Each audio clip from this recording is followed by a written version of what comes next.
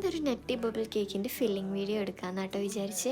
അപ്പോൾ ഇതേ 1 kg കേക്കാണ്, 7 ഇഞ്ചിലാണ് ഞാൻ ബേക്ക് ചെയ്തെടുത്തിട്ടുള്ളത്.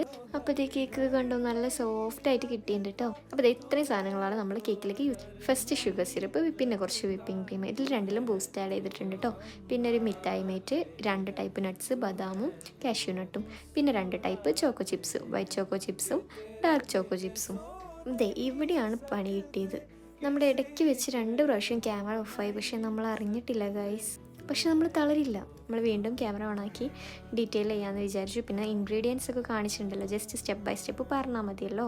ഇതേ ഫസ്റ്റ് തന്നെ നമ്മൾ മിൽക്ക് മെയ്ഡ് ജസ്റ്റ് ഒന്ന് എല്ലാ ഭാഗത്തേക്കും സ്പ്രെഡ് ചെയ്തതിന് ശേഷം 2 ടൈപ്പ് നട്ട്സും 2 ടൈപ്പ് ചോക്കോ ചിപ്സും വെച്ച് കൊടുക്കുന്നുണ്ട് കേട്ടോ.